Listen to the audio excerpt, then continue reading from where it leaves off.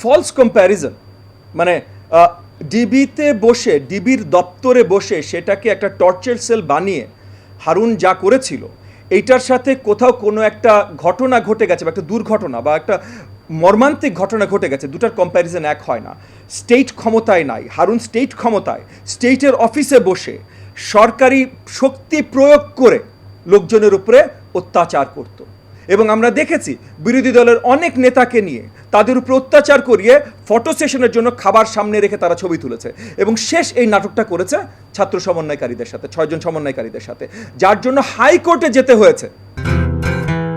ধন্যবাদ আপনার প্রশ্নের জন্য। আমরা গণমাধ্যমের কাছ থেকে এমন খবর দেখেছি যে এরকম মিটিং হচ্ছে বা হতে পারে, সেই হিসেবে আমরা এই আলোচনা নিয়ে এসেছি যে আমরা আশাবাদী যেন মিটিংটা হয় এবং ফলপ্রসূ মিটিং হয়। তবে অবভিয়াসলি মিটিং কার আর কার সাথে কখন কিভাবে হবে এইটা বাংলাদেশের পররাষ্ট্র মন্ত্রণালয় এবং America state department, white house তারাই নির্ণয় করবেন, আমরা করব না। জি, এই লিস্ট নিয়ে আমরা আলোচনায় এসেছি কারণ গণমাধ্যমে এই লিস্টগুলো চলে এসছে। মানে আমরা যেহেতু বাংলাদেশের রাজনীতির সাথে ওতপ্রোতভাবে নিয়োজিত, আমরা কাজ করে যাচ্ছি, তাই অনেক খবর আমরা জানি এবং অনেকের সম্বন্ধেও আমরা জানি। তবে আজকে আমরা প্রেস ব্রিফিংয়ে যে কথাগুলো বলেছি সেগুলো শুধু আমরা জানি বা মনে করি দিয়ে আসেনি, এগুলো যেগুলো আমরা এস্টাবলিশ ফ্যাক্ট হিসেবে ধরতে পারি, গণমাধ্যমে প্রচুরভাবে রিপোর্টেড হয়েছে, সেগুলো নিয়ে আমরা আলোচনা করেছি। জি, কাস্টমাইজ না, আসলে এটা লিগালাইজড, স্ট্রাকচারালি এটা লিগালাইজ। সো প্রত্যেকটা জিনিস একটা লিগাল ডেফিনেশন থাকে। যেমন মনে করেন আমরা এই ডক্টর ইউনূসের নেতৃত্বে যে সরকারটা আছে এটাকে আমরা কেয়ারটেকার সরকার বলছি না, আমরা ইন্টারিম সরকার বলছি, কারণ কেয়ারটেকার সরকারের একটা রাষ্ট্রীয় লিগাল একটা ডেফিনেশন আছে বা ছিল, আমাদের কনস্টিটিউশনে ছিল।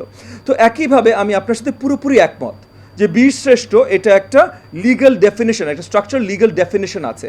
যেহেতু গত 6 সপ্তাহ ধরে আমরা দেখেছি যে এই যে গণ আন্দোলনের মাধ্যমে আমরা এই নতুন বাংলাদেশ, এই ফ্যাসিস্ট সরকারকে সরিয়ে আমরা নতুন বাংলাদেশ বিনির্মাণের কাজ শুরু করতে পারলাম, তো সেই আন্দোলনটাকেও আমরা যুদ্ধ আকারেই যেহেতু দেখছি এবং আমরা ইতিমধ্যে দেখেছি যে অন্তর্বর্তীকালীন সরকার গণভবনকে নিয়ে এই জুলাই আন্দোলনের রিলেটেড একটা মিউজিয়াম তৈরি করবেন, সেটাও একটা অ্যানাউন্স করেছেন। তাই আমরা আমাদের বক্তব্যের মাধ্যমে আসলে আমরা অন্তর্বর্তীকালীন সরকারের কাছেও একটা আবেদন রাখতে চাই যে যারা নিহত হয়েছেন, যারা আহত হয়েছেন, যারা ত্যাগ স্বীকার করেছেন এই জুলাই রেভলিউশনে, তাদেরকেও যেন সঠিকভাবে তাদের এই মূল্যায়নটা করা হয়, মানে রাষ্ট্রীয়ভাবে লিগ্যালভাবে মূল্যায়নটা করা হয়। সো সেই আঙ্গিকে আমরা এই আলোচনাটা শুরু করি। ফলস কম্প্যারিজন, মানে ডিবিতে বসে, ডিবির দপ্তরে বসে সেটাকে একটা টর্চার সেল বানিয়ে হারুন যা করেছিল এইটার সাথে কোথাও কোনো একটা ঘটনা ঘটে গেছে বা একটা দুর্ঘটনা বা একটা মর্মান্তিক ঘটনা ঘটে গেছে, দুটার কম্প্যারিজন এক হয় না। স্টেট ক্ষমতায় নাই, হারুন স্টেট ক্ষমতায় স্টেটের অফিসে বসে সরকারি শক্তি প্রয়োগ করে লোকজনের উপরে অত্যাচার করত। এবং আমরা দেখেছি বিরোধী দলের অনেক নেতাকে নিয়ে তাদের উপর অত্যাচার করিয়ে ফটো সেশনের জন্য খাবার সামনে রেখে তারা ছবি তুলেছে। এবং শেষ এই নাটকটা করেছে ছাত্র সমন্বয়কারীদের সাথে, 6 জন সমন্বয়কারীদের সাথে, যার জন্য হাইকোর্টে যেতে হয়েছে। আমাদের দেশের উকিলদের সব একত্রিত হয়ে হাইকোর্টে যেতে হয়েছে যে তাদের 6 জনকে কোন আইনের আন্ডারে এইভাবে আটকে রেখেছে। সো এইটার সাথে ঢাকা ইউনিভার্সিটি ক্যাম্পাসে একটা মর্মান্তিক দুর্ঘটনা ঘটেছে, সেটার কোনো কম্প্যারিজন হয় না। সো এই ফলস অ্যানালজিগুলো আমাদের প্রথমে বাতিল করতে হবে, এটা ফেলতে হবে। দ্বিতীয়, ঢাকা বিশ্ববিদ্যালয় যেটা হয়েছে এটা অত্যন্ত মর্মান্তিক, অত্যন্ত দুঃখজনক, কিন্তু সত্যি যে আমাদের দেশের যে কোনো কোনায় যখনই কেউ চুরি করতে যেয়ে বা মানে চুরির সন্দেহে ধরা পড়ে, তার উপরে অমানসিক শারীরিক অত্যাচার হয়। তো যদি দেশের যে কোনো কোনায় এই জিনিসটা হয় তাহলে হঠাৎ করে অবাক হবার তেমন কিছু নেই, ঢাকা বিশ্ববিদ্যালয় হয়েছে। এটা জাস্ট মর্মান্তিক যে এই মর্মান্তিক অত্যাচারের পর উনি প্রাণ হারিয়েছেন। তবে এখানে আরেকটা দুশ্চিন্তার বিষয়ও আছে, যেটা আমরা বলছিলাম যে এই ফ্যাসিবাদ আওয়ামী সরকারের দোসরগুলো অনেক জায়গায় অনেক কনস্পিরেসি করতে চেষ্টা করেছে। আপনারা এখানে আমি নিউজ মিডিয়াম থেকে জেনেই বলছি যে ওই মৃত্যুর সাথে বা ওই হত্যাকাণ্ডের সাথে যারা জড়িত ছিল, যারা হত্যাকাণ্ডের নেতৃত্ব দিয়েছে, তারা পুরনো ছাত্রলীগের অংশীদার। যে প্রাণ হারিয়েছে সে একসময় ছাত্রলীগের অংশীদার ছিল।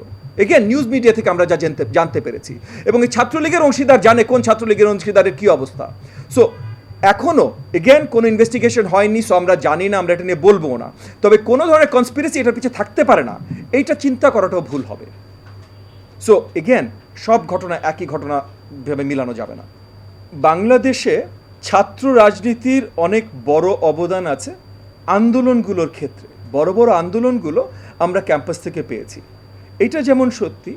আবার দেশকে যদি সত্যিকার অর্থে আমাদের এগিয়ে নিয়ে যেতে হয়, তাহলে ছাত্রদের আসলেই পড়াশোনা, মেধাভিত্তিক কর্মকাণ্ডে আমাদের আরও শক্তভাবে নিয়োজিত করতে হবে। সো এই প্রশ্নটা খুব মুশকিল উত্তর দেবার। মানে এক হলো, বিশ্ববিদ্যালয়ের ছাত্রদের যখন কথা বলছি, তারা প্রাপ্তবয়স্ক, তারা ভোটার, তারা প্রয়োজনে যুদ্ধে যেতে পারে, আর্মিতে যেতে পারে। তো তাহলে সেই জিনিসটাই যদি হয়, তাহলে রাজনীতি করার পুরো অধিকার তাদের আছে। তবে আমি আহ্বান রাখবো ঢাকা বিশ্ববিদ্যালয় কর্তৃপক্ষের প্রতি, ছাত্রদের প্রতি, সবার প্রতি, যে বিশ্ববিদ্যালয়ে যখন আপনারা বিশ্ববিদ্যালয়ের ভেতরে যখন রাজনীতি করবেন, তখন বিশ্ববিদ্যালয়ের বাইরের রাজনীতি ভেতরে নিয়ে যাবেন না। মানে বাইরে আপনি কোনো দলের অনুসারী, সেটা ঠিক আছে, সেটা বিশ্ববিদ্যালয়ের ভেতরে নিয়ে যাবেন না। যেমন একইভাবে আমরা যখন কোনো চাকরিতে যাই, আমি বাইরে কোন দলকে পছন্দ করি বা কী করি, আমার চাকরি, আমার কর্মস্থানে যেমন ওটা নিয়ে না যাই, তেমন একইভাবে আমি আশা রাখবো আগামীতে বিশ্ববিদ্যালয়ে দলীয় কর্মকাণ্ড, মানে কোনো দলের পরিচয় রাজনীতি বিশ্ববিদ্যালয় ক্যাম্পাসে হবে না, এইটা আমি আশা রাখবো। 1 জানুয়ারি 2024 চেঞ্জ টিভি পা রেখেছে সুরভিত 6 বছরে। সবার প্রতি নিরন্তর শুভেচ্ছা। চেঞ্জ টিভিকে আমি তো মেলা দিন ধরে দেখছি। চেঞ্জ টিভি যতদূর সম্ভব বস্তুনিষ্ঠতার সাথে কাজ করছে, এবং এই জন্য চেঞ্জ টিভির ভিউ আরও অনেক বেড়েছে, অনেক। আমি নিজে যে অনেকগুলো সভা করে মানে এখানে ইন্টারভিউ করেছি, কোনো কোনো ক্ষেত্রে আমি দেখেছি মিলিয়নের মতো হয়েছে ভিউ, মানে অন্য কোনো জায়গায় এত হয় নাই। আমি মনে করি চেঞ্জ টিভি ভালো কাজ করছে। প্রচণ্ড চাপ আছে, তার মধ্যেও চেঞ্জ টিভি যদি তাদের এই নিষ্ঠতা রাখতে পারে, তাহলে এটা আরও ভালো করবে। আমি তাদের সাফল্য কামনা করি। changetv.press, এক ফোঁটা হলুদও নেই। 1 জানুয়ারি 2024 চেঞ্জ টিভি পা রেখেছে সুরভিত 6 বছরে। সবার প্রতি নিরন্তর শুভেচ্ছা। চেঞ্জ টিভি নতুন মিডিয়ার অংশ, অর্থাৎ অনলাইন ভিত্তিক যে ধরনের মিডিয়া তৈরি হচ্ছে, সেই মিডিয়ার অংশ। আশা করি চেঞ্জ টিভি তাদেরকে আরও একটা গ্রহণযোগ্য এবং মানুষের ভরসা রাখে এরকম একটি গণমাধ্যম হিসেবে তৈরি করতে পারবে। আরও নতুন নতুন আইডিয়া তারা সামনে নিয়ে আসতে পারবে এবং দর্শকপ্রিয়তা অর্জন করবে। changetv.press, এক ফোঁটা হলুদও নেই। 1 জানুয়ারি 2024 চেঞ্জ টিভি পা রেখেছে সুরভিত 6 বছরে। সবার প্রতি নিরন্তর শুভেচ্ছা।